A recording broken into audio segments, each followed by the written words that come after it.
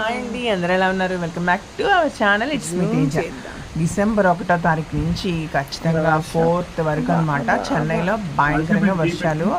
అస్సలు మా ఇంట్లో బట్టలు అయితే ఒక 2 మూటల వరకు అట్లాగే మునిగిపోయాయి అనమాట, ఉతకకుండా. ఎందుకంటే ఉతికినా ఎక్కడ వేయడానికి లేకుండా పోయింది. చూసారు కదా కింద అంతా అసలు ఫుల్గా. అంటే లక్కీగా మాకైతే వాటర్ ఎక్కడ ఏం వెళ్ళలేదు, కానీ చాలా ప్లేసెస్లో అయితే బాగా వాటర్ నిలిచాయంటండి కొన్ని ప్లేసెస్లో.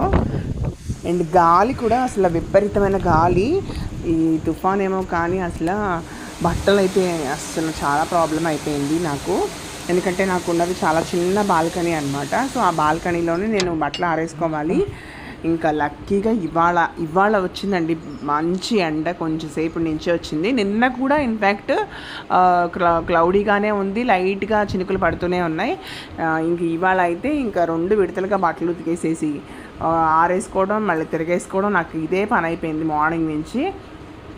సో ఫ్రెండ్స్, ఇదైతే ఇవాళ మంచిగా కొంచెం హ్యాపీ అనమాట. నాకు సన్ చూసాక చాలా హ్యాపీనెస్ అయితే వచ్చింది. సో బట్టలన్నీ ఆరేసేసిన తర్వాత కొంచెం తృప్తి వచ్చింది. ఎందుకంటే ఇల్లంతా మనకి అదొక రకమైన గోడలు కూడా చెమ్మ పట్టేసి ఉంటాయి కదా, ఒక రకమైన స్మెల్ వస్తూ ఉంటాయి. అండ్ బట్టలు కూడా అలా ఉంటే కష్టంగా ఉంటుంది కదా. సో ఫ్రెండ్స్, ఇవాళ అయితే మనం ఏ వంట చేసామో చూపిస్తున్నాను. సో ముల్లంగి సాంబార్ అయితే పెట్టేశాను.